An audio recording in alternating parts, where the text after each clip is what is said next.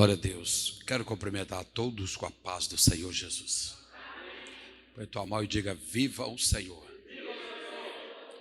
Amém. Hoje vai ser revelado para você um grande segredo para a vida de um cristão. Alguém que diz que o segredo contado para mais um já não é segredo mais. Mas quando falamos de segredo bíblico, a própria palavra diz que é segredo revelado. São revelações. Então hoje, se você conseguir pegar o segredo do Evangelho de São João, capítulo 1, por favor, abra as suas Bíblias. Evangelho de São João, capítulo 1. Na sua Bíblia está escrito assim: o Santo Evangelho de João. Correto. É esse mesmo. Capítulo 1, eu quero fazer a leitura até o versículo 14, até o 14. No princípio era o Verbo estava com Deus e o Verbo era Deus. Ele estava no princípio com Deus. Todas as coisas foram feitas por ele. Sem ele, nada do que foi feito se fez. Nele estava a vida, e a vida era a luz dos homens. E a luz resplandece nas trevas, e as trevas não a compreenderam. Houve um homem enviado por Deus, cujo nome era João. Este veio para testemunho, para que testificasse da luz, para que todos crescem por ele.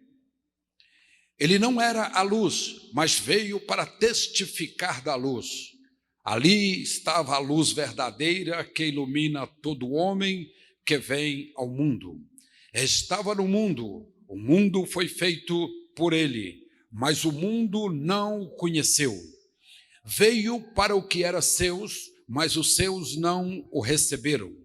Mas a todos quantos receberam, deu-lhes o poder de serem feitos filhos de Deus, aos que creem no seu nome, aos quais não nasceram do sangue, nem da vontade da carne, nem da vontade do varão, mas nasceram de Deus. E o Verbo se fez carne e habitou entre nós. Vimos a tua glória, a glória do unigênito do Pai, cheio de graça e de verdade. Todos digam amém. Pode se sentar. Preste bem atenção, os nossos cultos têm sido bem pequenos, então hoje não será diferente, mas com toda certeza a revelação de Deus vai sair com toda certeza ao seu coração. Quando abrimos a Bíblia no Santo Evangelho de João, ou Evangelho de São João, como queira, no princípio era apenas a palavra falada. E a palavra falada estava com Deus. E a palavra era o próprio Deus. O Verbo era o próprio Deus. Hoje à tarde Deus nos deu uma palavra muito forte e nos direcionou a entender processos, fases. A nos entender processos de construção e processos de desconstrução. Tudo fala de um tempo que pode ser dividido às vezes, ou pode ser contínuo. Eu estou falando aqui de João, primo primeiro de Jesus, que era escriba. Certa feita, Jesus, saído de Cesareia de Filipos, ele disse assim: é necessário subir outra vez a Jerusalém. E quando saíram e passaram próximo às aldeias samaritanas, naquele momento, as portas foram fechadas para Jesus e para os 12 apóstolos. A cidade que rejeitou que Jesus dormisse ali por uma noite. E disseram: não. Vocês têm roupas características de quem vai para as festas tradicionais de Jerusalém, então por isso não receberemos vocês aqui. Disse o escriba: Senhor, onde quer que tu fores, eu irei contigo.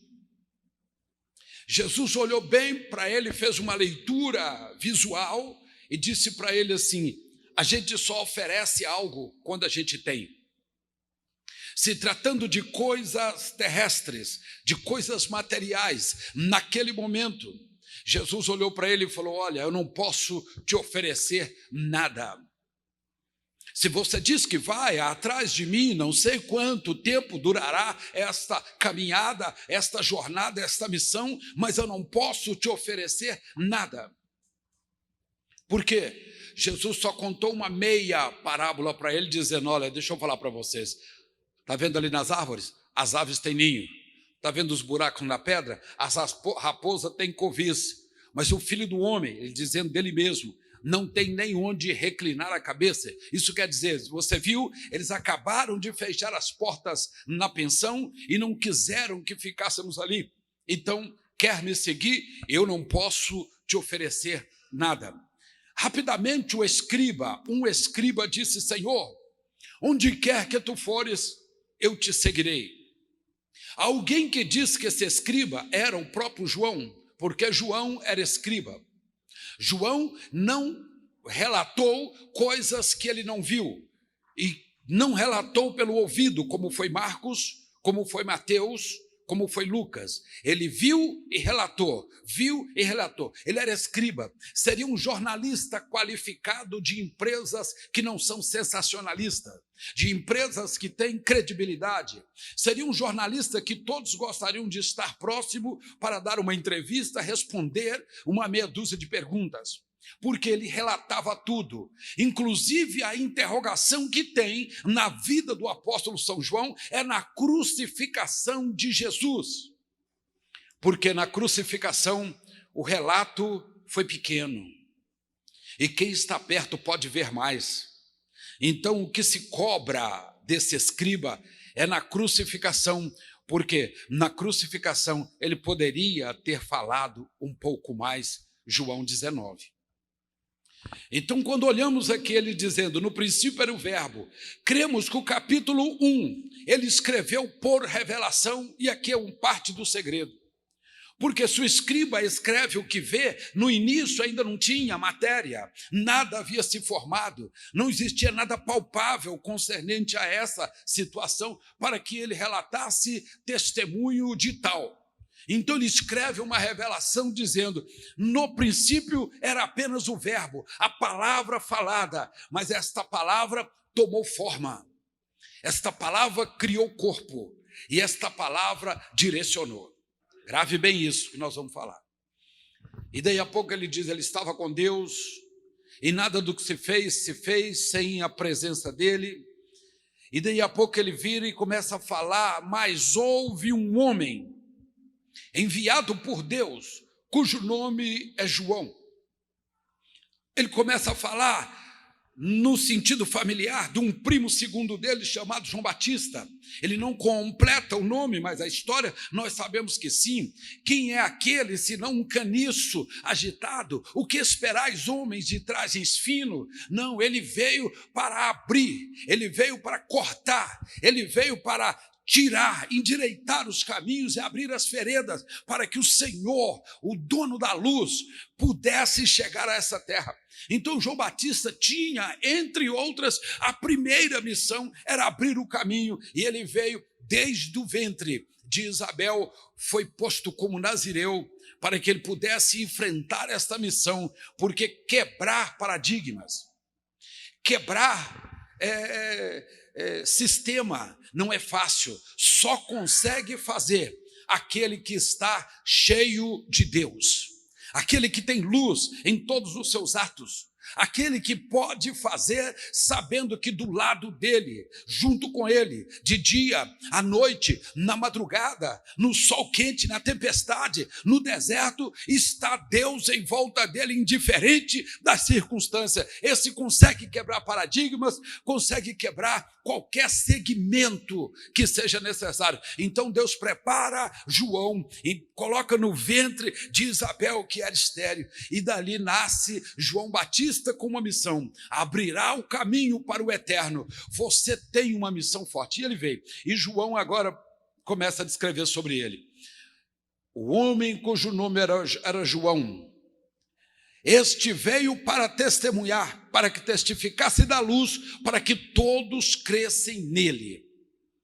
Eu fico pensando que o profeta João, como a Bíblia diz, vestia-se trajes grosseiros, traje que poderia viver no deserto da Judéia sem estragar o seu corpo. Então era roupa peluda ou roupa grossa, de couro grosso, de pele de camelo. E aquele João tinha uma palavra dura. Ele tinha uma palavra, não era uma palavra de falta de conhecimento, que leva algumas pessoas a tratar os outros maus porque não tem conhecimento. Não era esse. João tinha conhecimento. João estudou numa das melhores faculdades teológicas, podemos dizer assim, fazer esta colocação, que foi os ensinamentos dos essênios lá em Curã, no deserto da Judéia, no lugar onde só estavam sábios, onde só estavam rabinos, onde estavam pessoas que passavam ali 10, 20, 30 anos nos seus mosteiros, pequenos mosteiros, estudando a Torá e calculando, fazendo cálculo matemático, histórico, geográfico, escatológico da vinda do Senhor, quando ele aparecerá. E eles chegaram a uma conclusão: dentro desses 10 anos, o máximo, o Messias vem. E eles tiveram certeza que o Messias viria, e João Batista ali no meio deles, sem que eles soubessem, era o preparador do caminho para que o Messias, ou o Cristo, ou o Hamashia, ou o enviado, pudesse manifestar, porque tudo é o mesmo, pudesse manifestar. Então, quando olhamos João, primo, dizendo para Batista, João Batista, ele era um homem enviado por Deus, um homem ungido. Ele não era a luz, mas veio para testemunhar da luz. Ele não era a luz, mas veio. Aí ele começa a mudar a visão, que eu disse, não havia fatos para anotar. Não havia fatos acontecidos, segundo esse texto, para que ele pudesse relatar. Aí ele diz: mas a luz verdadeira que ilumina todo homem que vem ao mundo estava no mundo, e o mundo não conheceu. Quando você vai a Belém, você vê ali o nascimento de Jesus, ao 8º dia circuncidado, segundo a lei. Há 45 dias subiu a escadaria de Jerusalém com Maria e José e foi entregue nas mãos de Simeão e Ana para que pudesse apresentá-lo diante do altar, e retornaram novamente a Belém. Posteriormente, cidade de Nazaré, ou parte da Galileia, não é citado diretamente Nazaré, e ali ele começou quando saiu a ordem e veio de Deus o anjo numa rapidez e disse: fuja para o Egito, ou fuja daqui para o Egito, porque Herodes quer matar. E mais interessante que José, Maria e o menino atravessa o que nós fazemos hoje mais ou menos em 12 horas, mais ou menos de carro. Fazemos umas 12 horas, tem estrada que não é liberada sempre, que dá 8 horas. Como que eles caminharam assim? Foram para próximo Cairo, um bairro que hoje é chamado de Copta. Eles foram para ali, bem no centro do Egito ali, e ficaram naquele local durante alguns anos, morando ali, o qual as pessoas que congregam naquela região, os cristãos coptas, eles falam que aquele bairro é o bairro da Sagrada Família, porque a Sagrada Família ficou ali durante uns anos morando ali naquele lugar, assim eles dizem lá. Mas quando completou o tempo, o mesmo anjo voltou e falou: José, pode voltar, porque Arquilau tomou o lugar de Herodes, e não é Herodes mais o governador, pode voltar com segurança. E a Bíblia diz: ele veio e se estabeleceu em Nazaré. O que é que João relata? Ele estava com eles, mas eles não o conheceram.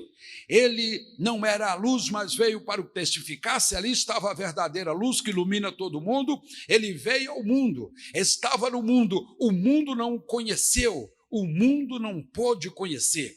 Jesus estava ali, Messias já estava em Israel, já estava na Galileia, e os essênios sabiam que eles viriam naquela época, e todos os cálculos davam naqueles dias, mas ele estava ali, e eles não sabiam que era ele. Se tem uma coisa que é grande, que a gente fala, é coração de mãe. E a gente pode entender, porque aquilo que o pai não entende, porque segundo a própria tradição, o homem é o mantenedor, o homem é que busca o recurso, ou pelo menos e se entende isso na nossa cultura, que o homem que tem que correr atrás e buscar a cultura, e por isso ele não vê pequenos detalhes. Mas a mãe, que é protetora, cuidadora, que está mais em casa, ela vê detalhes, com toda certeza. Desde o início da geração no ventre, Maria sabia que Jesus era o Messias, porque não aconteceria de outra maneira. Mas quando o menino foi crescendo, ela foi percebendo as características daquele menino.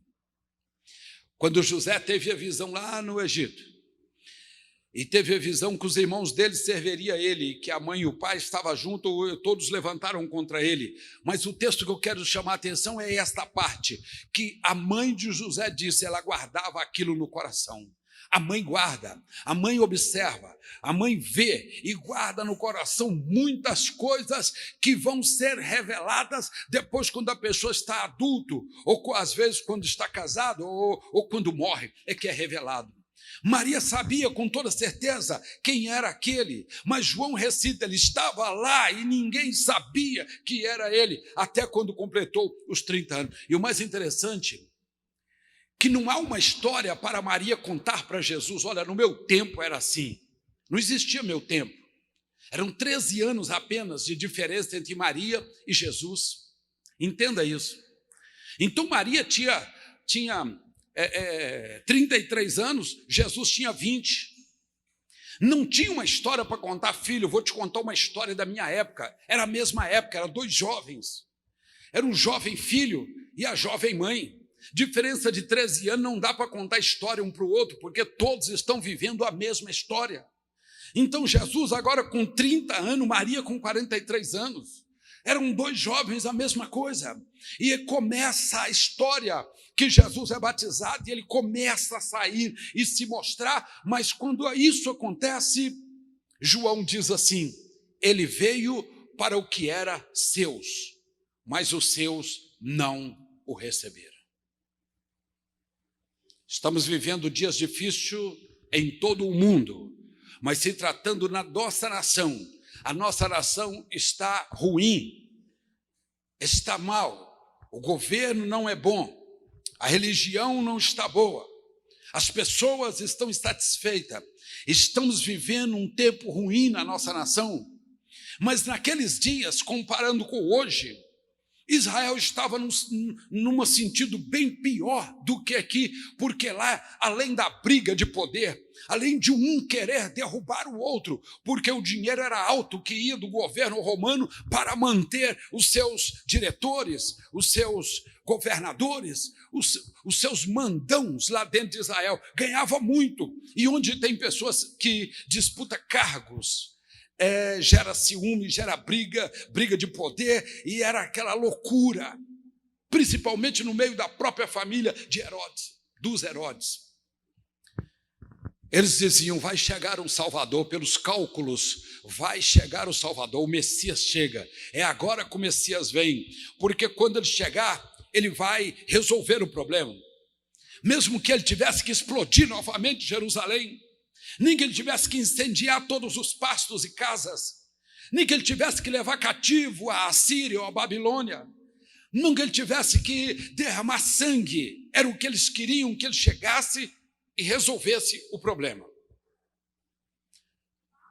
Existe um grande problema no meio do ser humano, é não saber o que quer. Sabe disso? Sim, o ser humano geralmente não sabe o que quer. Ele foca um ponto, mas depois descobre outra coisa, ele muda rapidamente e ele descobre que ele não sabe o que quer. Nós temos um pastor abençoado aqui, no Rio de Janeiro, que ele fala o seguinte, que ele viveu a vida dele toda Ele não conseguia olhar muito no espelho, porque o nariz era grande. Sei que você está pensando mais ou menos assim, igual o seu, pastor. Não, sou descendente árabe, né, irmãos? O árabe que não tem nariz é falsificado. Não é verdade? Então, o meu é pequeno, é delicado ainda, mas quando você chega lá no Líbano, pelo menos, você vê cada nariz bonito, aquela montanha, Monte Carmelo, aquele monte maravilhoso, né? Você pode falar assim que é um Hermon quando está no inverno, mina água direto. Então, aquele nariz bonito. O pastor tinha um nariz desse. E quando menino, na escola, você sabe como é que é a zoeira que faz, no meio dos amigos e tudo, e ele não conseguia conformar com aquele nariz crescendo a cada dia. Ele conta isso na sua pregação. E ele disse que um dia alguém falou para ele, tem um médico ali que arruma. Ele falou, é tudo que eu preciso. Foi ao médico. O médico, senta aí, meu filho. Mediu o nariz, viu o tamanho do osso, viu que estava crescendo. Ele falou, como é que funciona, doutor? Ele falou, simples. Nós vamos cortar aqui bem em cima do seu nariz, 2 cortes de lado. Vamos descobrir a cartilagem, o osso. Vamos serrar o osso. Vamos tirar assim, para não ficar nenhuma pontinha, deixar o osso bem lisinho. Vamos cortar um pouco da carne, recuar um pouquinho, fazer a modelagem que você quer, tirar o calinho e vamos construir novamente um nariz. E vamos costurar. Vai ser um mês e meio com o rosto manchado, algumas coisas pregadas pelo rosto, o rosto cheio de hematoma, depois fica tudo certo. Ele olhou para o moço e falou assim, eu desisto. Deixa o nariz do jeito que está mesmo. O problema da vida dele, diz ele, até depois de pastor, era o nariz. Ele não conseguia, se ele não conseguisse o emprego, era o nariz. As moças corriam dele, era o nariz. Ele não conseguia pregar direito, era o nariz. Ele preocupava o tempo todo com o nariz, até que um dia, uma senhora da igreja, dentista, muito abençoada, virou para ele e falou assim, ô pastor, posso cuidar dos seus dentes? Ele falou, mas como? Ele falou, não, eu quero cuidar dos seus dentes de graça. Vamos fazer uma restauração? Ele falou, mas então pode, eu não tenho dinheiro, mas vamos fazer. E sentou na cadeira. E vai porcelana, e mais porcelana, e mais isso. Pode colocar, pode fazer, pode cortar, pode colocar. E fez a boca dele toda de novo. E ele diz, daí a um mês e pouco, eu olhei para o espelho e falei, Deus, vivi a vida toda preocupado com o nariz, mas o meu problema era os dentes.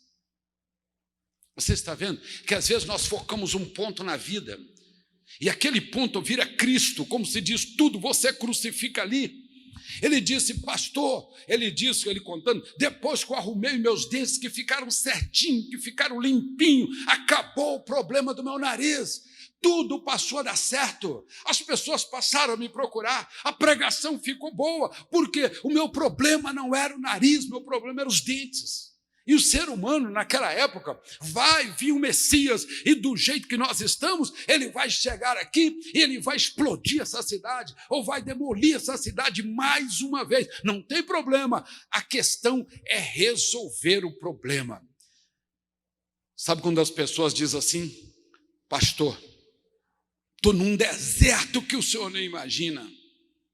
Aí a pessoa acha que vai caminhar pelo deserto, que vai encontrar uma lâmpada dourada, e que vai esfregar a lâmpada, e que vai sair uma Dina Eugênio naquele pozinho cor-de-rosa. Mas quando ele acha e começa a esfregar, sai aquele negão todo suado, querendo ajudar. Ele falou, mas não é isso que eu queria, não. Porque na realidade, o homem não sabe o que quer, e tudo que ele quer é que alguém resolva o seu problema, e que resolva o problema o quanto mais rápido possível, como se fosse um passe de mágica. Pum, Dina Eugênio vai resolver o problema. E Jesus estava assim, se manifestando segundo o escrito de João, mais discreto, trazendo não a solução para o momento, porque ele podia chegar ali e falar, vamos destruir toda Jerusalém, vamos destruir tudo, construir de novo e vamos mudar o governo. Podia. Deus podia ter mandado alguém assim, como Nabucodonosor, por exemplo, como os reis da Síria que vieram e fizeram o que quiseram com Israel, mas Deus disse, eu não vou trazer uma solução só para agora, eu vou trazer uma solução para sempre, para daqui a 10 anos, para daqui a 20, para daqui a 100, daqui a 1000 anos, daqui a 2000 anos, eles vão ter a palavra revelada capaz de resolver o problema ou os problemas, ainda que sejam maiores do que estava na época que Jesus manifestou. Eles não viram isso. Ele veio para o que era seus, mas os seus não o receberam. Presta atenção nesta palavra. Jesus, judeu, nascido em Belém, criado em Nazaré, para cumprir a palavra que ele seria chamado de Nazareno, segundo o Evangelho de São Marcos. Quando nós olhamos isso, nós entendemos que ele veio para os judeus, para resolver o problema dos judeus. Ele veio para o que era seus. Ele veio para alinhar a sua família. Ele veio para corrigir ou libertar a sua família, quer dizer, o seu povo, a sua nação, colocar em ordem o que estava fora de ordem. Mas diz a Bíblia que eles não receberam, então Deus disse: mas a todos quanto receberam, dou-lhes o poder de serem feitos filhos de Deus, ou deu-lhes o poder de serem feitos filhos de Deus, a saber, os que não nasceram pela carne, nem pela vontade do homem, mas que nasceram de Deus.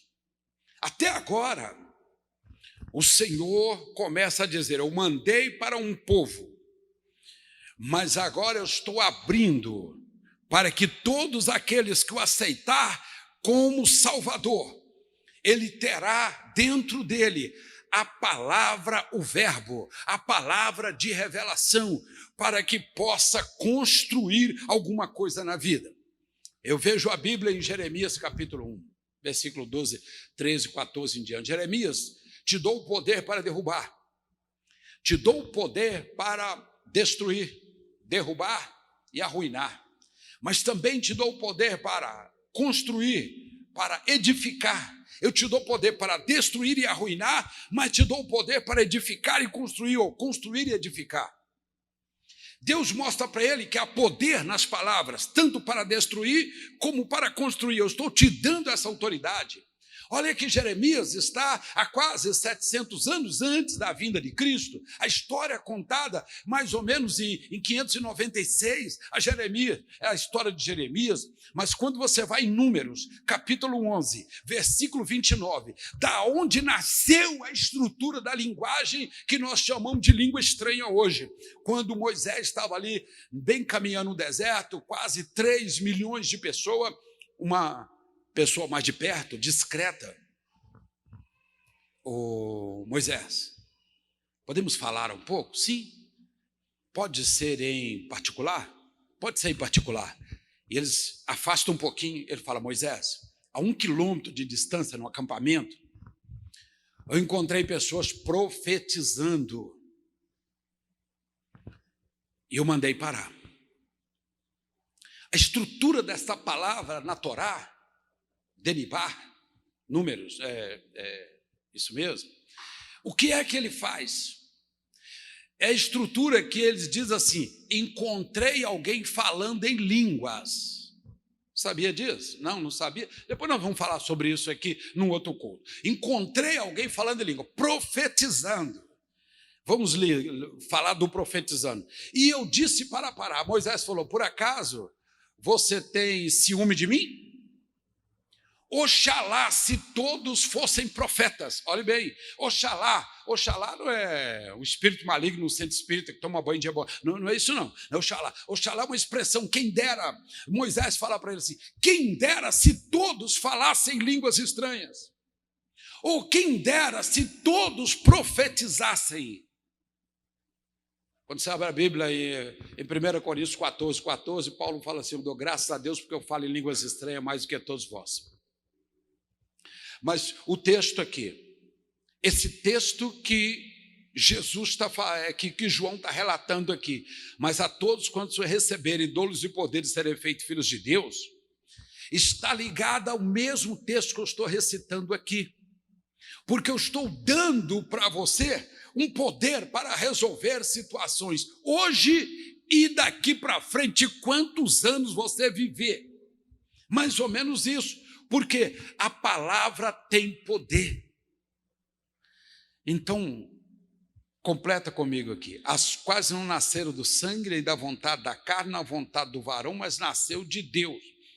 O Verbo se fez carne e habitou entre nós. Vimos a glória do unigênito, a glória do Pai, cheio de graça e de verdade. Ele começa o versículo 1, no princípio era apenas a palavra, era o verbo, e o verbo estava com Deus, e o verbo era Deus. No versículo 14, no mesmo texto, ele diz que o verbo agora se fez carne, criou forma, agora é palpável, agora dá para escrever. Dali para frente, João começa a recitar o testemunho do feito, porque agora tem forma, agora tem direção, agora tem corpo.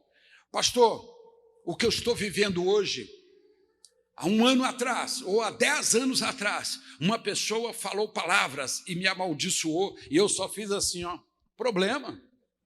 Isso aí é a sua boca, isso tem poder contra mim não, e pronto, e você caminhou. Aquelas palavras do passado cresceram, porque existe 2 lados, ou a pessoa está na luz, ou ele está nas trevas, é o que João disse. A palavra prospera nas trevas e a palavra prospera para quem está na luz.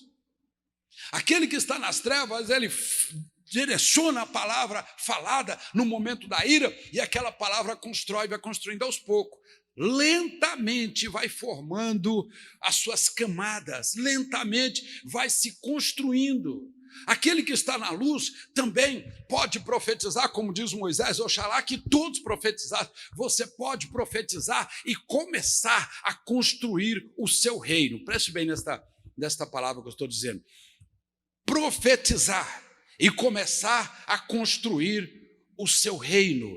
Há poder na palavra falada. Do verbo se fez carne, criou corpo, tomou forma e tomou direção. Ora a palavra pode prosperar nas trevas, ora pode prosperar na luz. Nós somos da luz, sim ou não?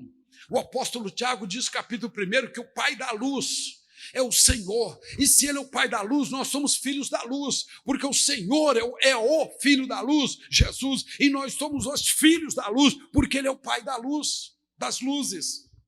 Então, quando nós vimos isso, posso profetizar? Você deve profetizar para uma pessoa, abençoar, começar na sua vida, abençoa a sua vida, olha para a sua vida, se aceita e começa a profetizar sobre você. Ô pastor, mas não aconteceu nada, pum, porque não é assim que acontece. Isso aí acontece nos filmes de gênios. Não é isso, Deus mandou Jesus, não foi para resolver um problema de Israel, mas foi para dar para eles a solução de todos os problemas ao longo de todos os anos, porque eles poderiam construir através da palavra falada. Quantos estão entendendo? Quantos estão entendendo? Então, pastor, eu posso construir, oxalá que todos fossem profetas. Oxalá que todos pudessem, todos os dias profetizar, no mínimo, 20 palavras de bênção, 20 palavras de abençoar alguém, de abençoar a si próprio, os seus negócios, abençoar a sua família, abençoar o seu amigo, abençoar aquelas pessoas com quem você lida, todo dia abençoar, não é vem cá que eu quero fazer uma oração por você, não é isso que eu estou falando é a profecia diária, aquele que anda em espírito jamais cumprirá, diz o apóstolo Paulo, a vontade da carne em Gálatas 5. Quem anda em espírito não cumpre a vontade da carne, não. Então você tem que estar sempre falando. Pastor, Jesus pode fazer? Claro que pode fazer. Mas é degrau por degrau. Lá no Rio de Janeiro, na Penha, eu estive lá um bom tempo. Tem, como diz os pastores que já foram quase padres, né? Escadaria da Penha, 382 degraus. Pá!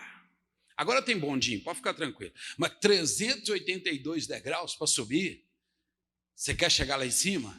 Você tem que pisar no primeiro, não tem como abrir a perna lá em cima e chegar de um passo. Tem? Não tem. Você tem que subir degrau por degrau. É 382, lá é na Penha 382. Você vai subir, não sei para quê, mas vai subir os 382 degraus. É um por um. Então, da mesma forma, quando você começa a profetizar, a primeira profecia parece que não deu nada no visual. Foi o que João, escriba, ele precisava de ter argumento, ele teve que espiritualizar para ver o que estava vindo do espiritual. A primeira palavra começa a construir, mas daqui a uma semana você já vê sinais, daqui a um mês você já vê, parece que eu comecei a ver coisas. Talvez daqui a um ano você fala, pastor, já criou forma, já tem corpo, já tem direção, eu já estou vendo luzes nesse caminho. Por quê? Porque você está construindo o seu reino, mas você não será o rei, você vai construir para deixar Jesus reinar. Louvado seja o nome do Senhor. Louvado seja o nome do Senhor.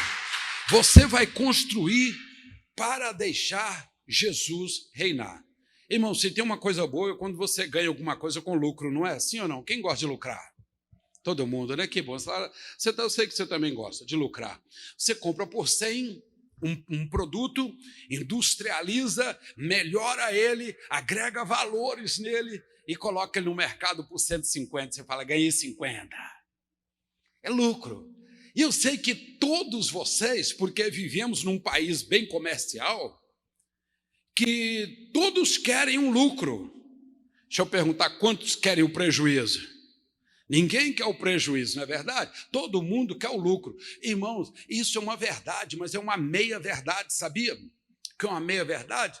Você diz, eu quero lucro, pastor, porque eu sou do bem. Eu quero lucro, porque o lucro é a melhor coisa que tem. Eu ganho 50 todo dia de lucro. Eu ganho 100, 200 mil, tudo todo dia de lucro. Lucro é uma coisa boa demais. Fico imaginando que o apóstolo Paulo era um pecador violento. Em Atos, sabe o que ele diz? O que eu quero fazer, eu não faço. Mas o que eu faço é o que eu não quero. Todavia, se o que eu faço é o que eu não quero, não sou eu quem faço, mas é o pecado que habita em mim. Paulo disse isso, lutando contra um pecado dentro dele violento. Está lá, Romanos 2. Aí daí a pouco ele começa a dizer, mais à frente, depois dessa luta, ele fala, mas, Filipenses 1, 21, o que ele diz? Mas o viver que agora eu tenho, vivo na fé do nosso Senhor Jesus Cristo. Porque o viver para mim é Cristo e o morrer é lucro. Alguém gosta de lucro? Ué, mas vocês não falaram agora que era lucro? Agora há pouco você falou que era lucro, agora você quer o prejuízo então? Porque Paulo falou, o viver para mim é Cristo, o morrer é lucro. Você diz, eu amo lucro, pastor, eu quero lucro. Mas não morrer não, pastor, então você quer o prejuízo. Quero viver pelo menos 100 anos, 150 anos, não é isso? Se você viu que o ser humano, na realidade, ele não sabe o que ele quer. É isso que eu quero que você entenda. Esperava um Jesus que metesse uma bomba lá dentro, ou um vírus chinês lá dentro e acabasse com todo mundo. Ele ia falar, acabou. Mas daí 50 anos, nasceu um reino de novo que Jesus não estaria dentro, tá? E o problema continuasse, pois Jesus veio como verbo, como uma palavra falada para ser construída através de qualquer um. Oxalá que todos vocês pudessem construir pela palavra falada, porque não é só para hoje, é para sempre. Todo momento você pode construir e falar, Senhor, manifesta que hoje é a palavra, amanhã cria forma, amanhã cria corpo, amanhã direciona, eu sou da luz, vai direcionar para mim, amanhã eu tomo posse daquilo que eu estou apenas falando hoje. Pastor, em que área eu posso usar isso? Em todas as áreas da sua vida você pode, você deve, você precisa fazer isso. Olha aqui para mim. Diz que tinha um grande mestre que chamou 200 monges no mosteiro e colocou numa sala igual vocês estão aqui. E chegou em frente a eles, colocou uma mesa torneada branca, preste bem atenção, bem branquinha, na frente deles e deixou ali por 30 minutos. E depois veio carregando um vaso de porcelana único, um vaso caríssimo, raríssimo, e colocou com cuidado em cima daquela mesa e deixou por mais meia hora. E depois veio com uma rosa vermelha, perfumada, e colocou ali dentro daquele vaso. Olhou para eles e falou assim, eis aqui o problema.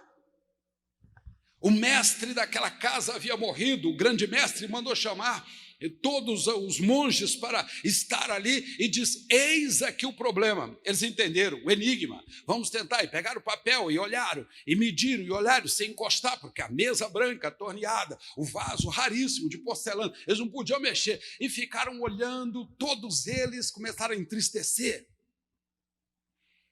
porque não conseguia encontrar o que é que tinha que fazer, até que um lá atrás levantou, veio marchando, chegou em frente ao vaso, a mesa branquinha, olhou, tirou o vaso e pá, quebrou o vaso. E houve todo mundo baixou a cabeça. E naquele momento o grande mestre falou: atenção, está diante de vocês o novo mestre, para vocês está aqui. Mal o rapaz tinha acabado de sentar, ele disse: está aqui o novo mestre para vocês. Eu disse para vocês que na frente de vocês estava um problema que precisava ser resolvido. E ele está querendo dizer o quê? O problema pode ser bonito, pode ser raro, pode ser caro, pode ter cheiro, fragrância agradável, mas se é um problema, tem que ser encarado de frente, tem que ser resolvido, tem que ter alguém que tenha sangue para chegar ali e resolver. Não importa quanto você vai gastar para resolver o problema, mas problema foi feito para ser resolvido. Todo problema tem solução. Às vezes eu posso estar falando com alguém que meneando a cabeça, pode não estar me entendendo e dizer assim: não, pastor, o meu não tem. Sabe por que não tem? Porque ele não é um problema. Se ele for um problema, ele tem solução. Vocês acreditam nisso? Amém. Sim ou não? Amém. Pastor, mas esse vaso já não é mais problema. Você é um novo mestre, assuma a casa, porque você é um novo mestre. Há momento que não só chamar a responsabilidade para a gente traz efeito, mas as atitudes é que mostra quem é a pessoa que está querendo ministrar em cima do verbo. Porque o verbo está aí, está.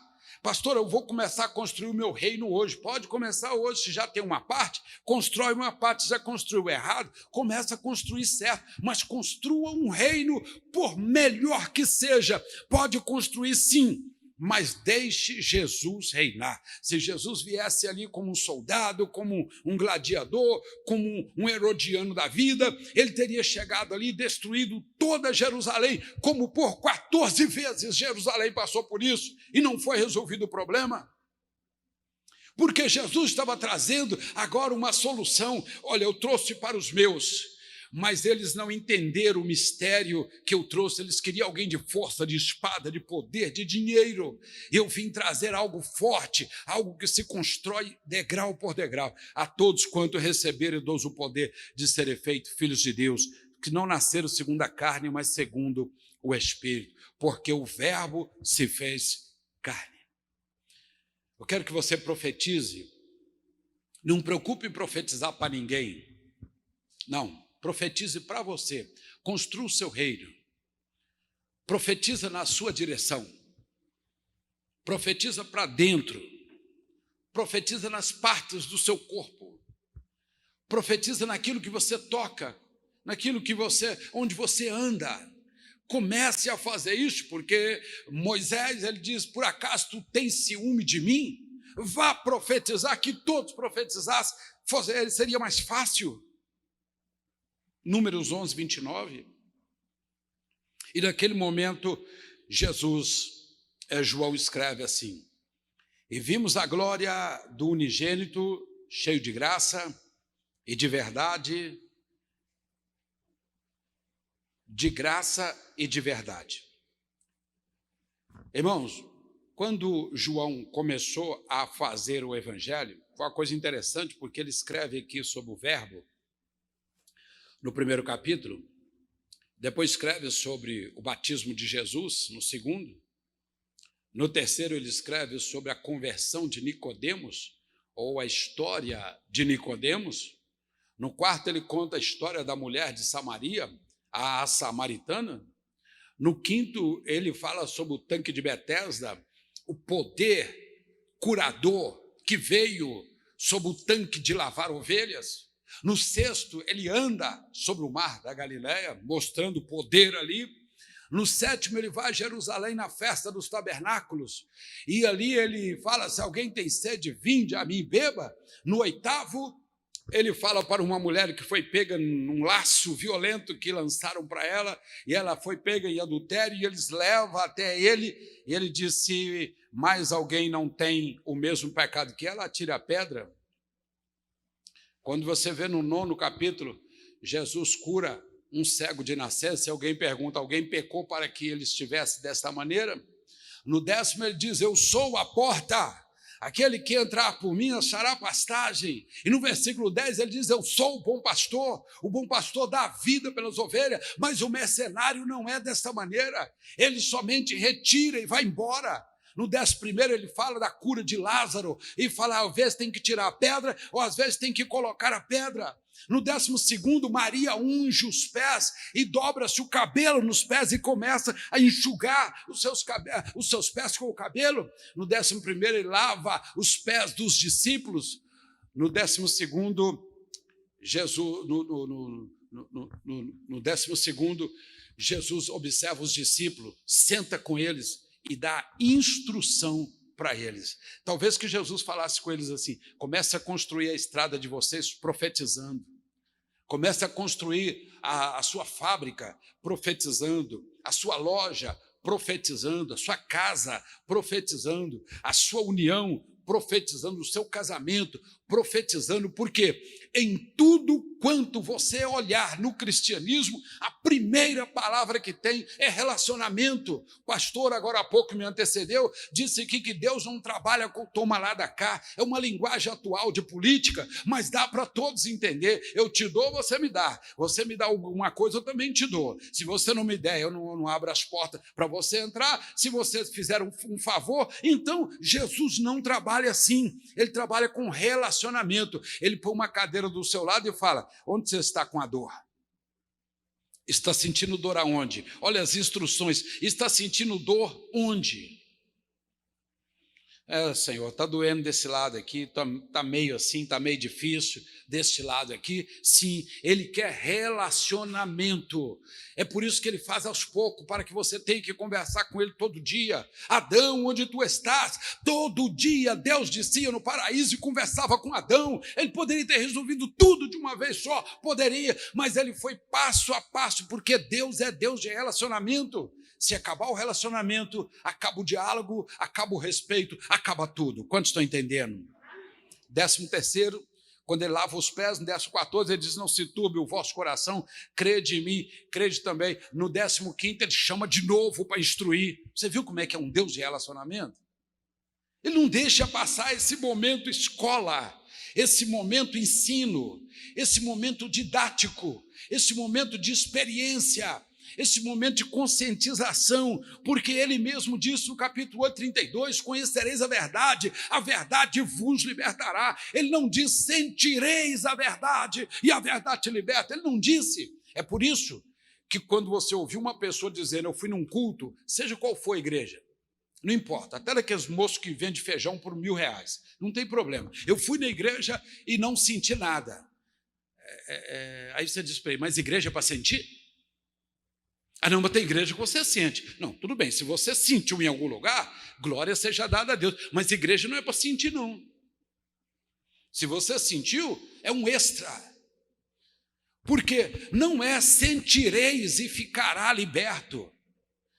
Ele não disse isso não, ele diz conhecereis. Conhecereis é mente, é aqui, não é coração não, sentimento não, é mente, é conhecer, é intelecto, é parar, é pensar, é olhar um lado, olhar o outro, é olhar por vários ângulos, porque quando você conhece a verdade, é mais difícil de alguém fazer você ou tentar tirar de você. Por que as nações mais pobres são as nações que têm menos estudo? Porque é mais fácil você dominar, não é verdade? Mas quando você começa a abrir o olho de todo mundo, como a mídia veio abrindo os olhos de todo mundo, não tem como fazer o que quer. Pastor, não estou sentindo, mas se você entendeu uma palavra no culto, Deus falou com você. Quantos entendem? No 17º, No 17º, Jesus faz oração pelos cristãos. No 18º, ele é preso. No 19º, ele é crucificado. No 20, ele ressuscita. No 21, ele dá aula para Tomé e fala, olha, não é assim não, vocês precisam ter fé, porque já havia dito a palavra que eu havia ressuscitado. Agora lança a rede do lado direito e você vai ver que tem peixe. Aí você conhece o resto. Senhor e tal, queriam jogar a palavra, mas jogaram a rede e apanharam o peixe. Irmãos, 21 capítulo do Evangelho Sagrado de João, ou do Santo Evangelho de São João, eles são reveladores e todos pela força da palavra falada. Se você hoje sair daqui e falar, pastor, eu começo a profetizar, eu tenho uma pessoa doente, ou tenho uma pessoa enferma, presta atenção, desse lado aqui vamos colocar os doentes, deste lado aqui os enfermos, agora eu vou afastar, doente, enfermo, daqui o quê? Doente, daqui enfermo. Pastor, não é a mesma coisa, não, tudo dói, tudo procura remédio, tudo procura médico, tudo procura alguma coisa. Sim, existe doenças e existem enfermidades. São duas coisas bem diferentes. A enfermidade, o remédio não cura.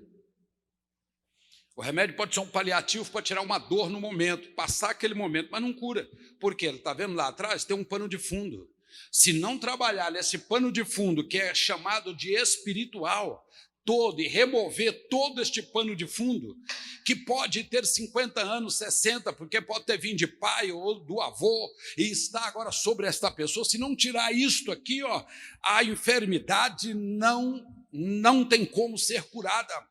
Agora, pastor, do lado de cá, a doença não tem fundo espiritual, a pessoa se contaminou, é hereditária, ou é desgaste, um mau cuidado do corpo, enfim, é uma doença, remédio cura, oração cura, tudo bem, mas quando é enfermidade, o pano de fundo está ali, remédio não faz efeito, é aqueles casos que a pessoa diz assim, tem 20 anos que eu tomo remédio, pastor, não mudou nada, por quê? Porque é enfermidade. Se fosse doença, já teria curado, no 3º ano já estava curada. Enfermidade tem que trabalhar ali, pastor, como que o remédio chega ali? Não é o remédio, aí é a fé. Quem vai ali não é a ciência, quem vai ali é a fé. A ciência vem até aqui, daqui para lá é a fé. Você tem que tomar ciência, claro, tomar conhecimento do que é e resolver o problema. E pode trabalhar com a palavra falada, pastor? Claro, tem que ser com a palavra falada. A fé manifesta pelo falar. E quando você começa a falar, ela vem em você pelo ouvir, mas manifesta através de você quando você fala. E quando você fala, ela projeta na sua frente, cria corpo, cria forma e direciona. Quantos estão entendendo? Essa palavra de hoje eu quero te abençoar no sentido que é importante eu tomar cuidado com o que eu falo. Pastor Ralf sempre fala uma coisa aqui, não é verdade? Quando você está calado, você é Senhor. Mas quando você fala errado, quando fala certo, não, você continua sendo Senhor. Mas quando você fala errado, então você fica escravo da sua fala. Ela vira Senhor e você vira o escravo. Não é isso que nós falamos aqui? Então, procure acertar a sua fala. Falou errado, volta a poder na sua palavra, meu irmão. Volta a poder. Nós temos aquele testemunho que foi contado aqui uma vez, de uma mãe, e filho único é uma bênção, não é, irmão? Porque fica parecido muito com a mãe ou com o pai, né? Não tem outro para ele parecer, não é verdade? Não tem nada contra filho único, não, uma bênção, podia ter mais, né? É por isso que eu não concordo. Alguém fala assim, pastor, você concorda com as 1000 mulheres de Salomão? Não vamos entrar em caso, porque essas mulheres não existiam. Essas mulheres eram a base de contrato com os pais para aumentar território. Não existia e nem tinha condição de um homem possuir 1000 mulheres. Vamos dizer que tivesse umas 10 mulheres em uso. Eu já acho errado. Porque Salomão foi egoísta. Egoísta. Sabe por quê? Com esse tanto de mulheres que ele tinha direito a usar, ele teve um filho só. Para que esse tanto de mulher para ter um filho só? Meu pai teve 16 filhos com uma mulher só. Ele deve ter tido outro com outras, não sei. Mas, pelo menos, ele teve 16 filhos. Hoje são 12. Mas Salomão, com esse tanto de mulher, faz um filho só. Errado. Então, o que eu estou querendo dizer aqui? Quando a palavra sai errada e constrói errado, volte rápido, meu irmão, fala a palavra certa. Volte rápido e conserte o negócio. Para a palavra ter força, para você ter força, para que aquilo gere em você uma força maior para você vencer. Não podemos de maneira nenhuma desperdiçar as bênçãos que Deus tem para nós. Eu deixo essa palavra hoje para você e peço a você que medite nelas, medite no que você fala no dia a dia e construa um reino, mas principalmente chame Jesus para reinar no seu reino, que é nós que construímos, para que ele venha reinar no nosso reino. Ele é rei e precisa de um reino. Deus te abençoe. Tá bom? Agora, vamos falar outra coisa aqui. Na semana, nossa, está normal. Os cultos pequenos, tudo pequenininho, está uma bênção. Sexta-feira, domingo, né, pastor? Está tranquilo, graças a Deus. Mas estamos aqui todos os dias. Com essa reserva, claro. Mas todos os dias a igreja está aberta. Se você quer ver, tem pastores aqui, sempre tem 1, 2 pastores aqui na casa. E aqui não tem pastor milagroso, todos os pastores trabalham pela força da palavra falada. Se o pastor for mudo, ele vai falar por outras maneiras. Mas o Senhor opera pela força da palavra falada.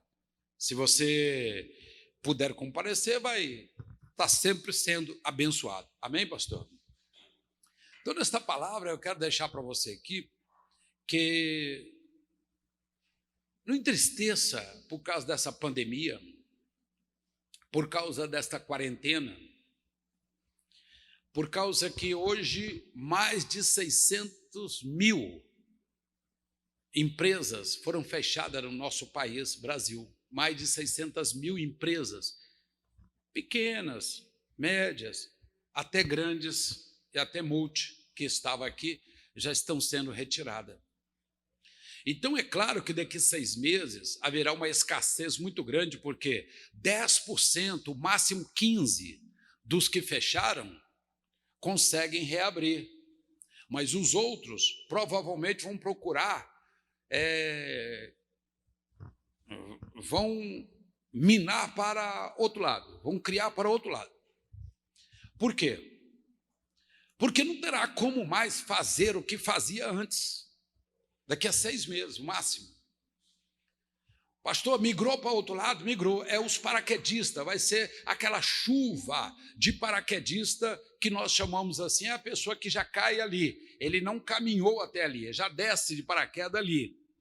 Então, daqui uns 6 meses, vai explodir os paraquedistas que você nem imagina. Quem trabalha com roupa vai trabalhar com ferro, quem trabalha com ferro vai para madeira, então vai ser uma mexida, um corre de um lado para o outro. Mas mesmo assim, nós estamos falando em 15% e o restante vão procurar algum lugar para se alojar. Fica triste com isso não, porque está acontecendo no mundo todo. Isso não é culpa de político, isso não é culpa de partido político, isso não é culpa de igreja, não adianta achar culpado para isso. Teria que haver uma mexida no mundo todo. Apocalipse disse que um homem caminhará sozinho para a praça nesses dias.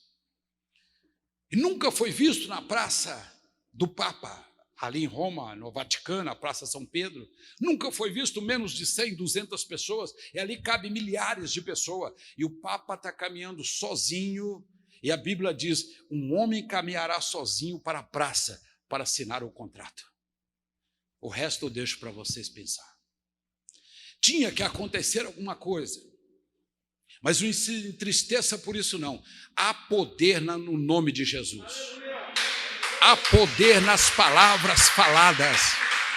Há poder dentro da sua boca. O verbo pode se tornar carne a partir do momento que você direcionar e soltar a palavra. Vai começar a construção a partir do momento que você direcionar a palavra. Então, saia do medo. O medo mata mais do que vírus chinês. O medo mata muito mais do que o vírus chinês. Fique tranquilo, Deus está com você, sim ou não? Deus está com você, Deus está com os seus filhos. E Deus é espírito, diz a Bíblia. E importa que o adoremos em espírito e em verdade. E Deus procura para Ele aqueles que são seus verdadeiros adoradores. E Deus está procurando hoje onde você estiver. Se você é um adorador dEle, se você profetiza o nome dEle, com toda certeza Deus vai te abençoar e muito. Fica esta palavra no nome do Senhor Jesus. Eu quero fazer uma oração com todos. Vamos fazer? Isso. Fique como você quiser. Sentado, em pé, tanto faz. Eu vou orar por você. Eu quero que você somente coloque o pensamento para direcionar, porque o pensamento é a arma secreta do ser humano. O pensamento, o diabo não sabe, o homem não sabe e o diabo não sabe. É somente você e Deus. O homem no sentido, o outro não sabe. É somente você e Deus. Você busca força agora através do pensamento na oração, Deus já te fortalece para você pisar o primeiro degrau, com toda certeza, hoje mesmo. Amado Deus, santo e poderoso Pai, em nome do teu Filho amado Jesus Cristo, é o que nós clamamos nesta noite. Onde estiver alguém que está ao alcance desta voz, desta imagem ou desta voz, que estiver passando por um momento difícil, num deserto, no fundo de um vale, caminhando ali de maneira difícil, ó Deus, caminhando que só o Senhor sabe como esta pessoa tem chegado do outro lado. Eu quero pedir ao Senhor neste momento, estenda estas mãos de poder que é capaz de abraçar o mundo quantas vezes quiser, toca nesta pessoa, cubra esta pessoa agora. Dê um sinal, Senhor, na mente, no coração desta pessoa, que o Senhor está presente, está vendo, que o Senhor pode transformar e mudar esta situação a qualquer momento.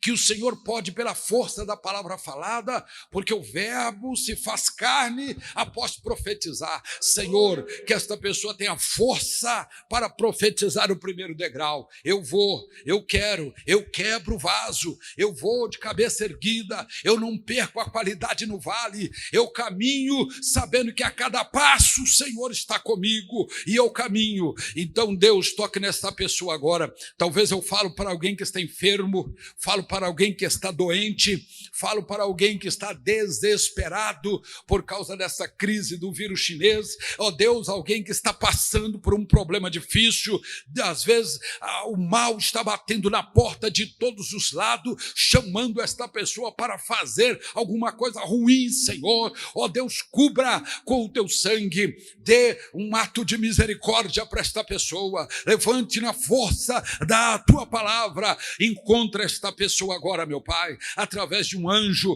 através de qualquer um do exército do Senhor, toque agora onde esta pessoa estiver. Talvez estou falando para esse que está aprisionado, talvez em casa, no domiciliar, ou talvez está ali mesmo na penitenciária assistindo agora, Senhor, a este culto, ou no quarto de um hospital, não sei, Pai, põe as tuas mãos agora. Não há nada que o Senhor não possa destruir, não há nada que o Senhor não possa jogar por terra, mas o Senhor também é um Deus que constrói. Senhor, se for coisa das trevas, se for palavra maligna, se alguém profetizou e cresceu ao nosso caminho uma pedra de tropeço, a qual está sendo para nós um problema, não conseguimos, Pai, coloca as tuas mãos ali, em nome de Jesus Cristo nós pedimos, coloca a mão, quebra essa pedra, tira esse tropeço, arranca, Senhor, essa barreira, tire mesmo todo impedimento, que esta porta se abra em nome de Jesus Cristo. Eu quero orar agora por todas as pessoas que estão enfermas. Você que está enfermo, desenganado. Você que foi embora para casa com um diagnóstico de uma enfermidade que não tem cura perante a ciência. Porque o homem não sabe o que fazer diante de uma enfermidade dessa, ou diante de uma doença desta. Eu quero agora, com a força de todos os servos de Deus, profetizar contra esta doença. Você, enfermidade mortal, você, doença mortal, que alojou neste corpo, não importa onde você esteja, não importa em qual parte do corpo você estiver, eu estou profetizando a sua queda. Começa a cair agora toda forma de formação de doença e de enfermidade começa a cair pelo chão agora e saia deste corpo, começa a sair em nome de Jesus. Senhor, vai desconstruindo tudo quanto entrou nesta vida. Ó Deus, veio do nada, era apenas uma dor, era apenas um inchaço, era apenas uma manchinha, era apenas algo que incomodava, Senhor, e se tornou esse monstro. Pai querido, só o Senhor é Deus, só o Senhor pode colocar as mãos ali. Eu quero pedir ao Senhor, desfaça esses caroços que está pelo corpo agora, Senhor, desfaça esses caroços, começa a perder a força, células malignas, começa a perder as suas forças, começa a sair, que saia pelas fezes, pelas urinas, que saia agora em nome de Jesus Cristo, que desapareça toda forma de formação de caroço, de enfermidade neste corpo. Senhor, esta pessoa está passando por um momento difícil. Assim envolveu todos os familiares desta família, está sofrendo. Eu estou pedindo, Senhor, por todos os enfermos, onde estiver uma pessoa enferma, lutando para viver. Senhor, eu sei que muitos estão escondidos por causa do vírus chinês. Senhor, mas não é só isso que nos incomoda. Há muitas outras coisas que perduram por longas décadas. Senhor, que está aí desafiando o ser humano, desafiando a ciência, desafiando a fé de muitas pessoas. Nós somos cristãos e nós tomamos posse. Em João capítulo 1, o verbo se tornou carne, a palavra falada se tornará verdade, vai tomar corpo, vai criar forma e vai direcionar. A tua palavra diz, Senhor, nenhuma palavra voltará para nós vazia, mas antes prosperará para aquilo que eu designei. Isaías disse isso, Pai, e eu tomo posse desta palavra agora. Doença cai por terra, enfermidade caia por terra agora. Se eu falo para você que está perto de alguém enfermo, ponha aí a boca no ouvido desta pessoa e diga: enfermidade, caia por terra. Doença, caia por terra. Comece agora a se desfazer. Assopre esta pessoa agora. Assopre esta pessoa agora. Enfermidade é como castelo de areia. Já começou a descer. Enxergue isso pela fé, aquela ampulheta, que a areia vai caindo aos pouquinhos. Pode olhar a enfermidade, o problema, a dificuldade, aquilo que diz que não tem jeito, aquilo que diz que acabou. A última palavra sai da boca do nosso Deus. A última palavra sai, é da boca do nosso Deus. Toma posse aí agora, porque você vai ver que Deus vai construir na tua frente. A glória é toda dele, diz a Bíblia, a graça e a glória é toda do Eterno. Pode receber esta bênção aí? Então receba em o nome do Senhor Jesus Cristo. Viva! E mais forte, viva! Glorifica o Senhor, porque Ele está presente.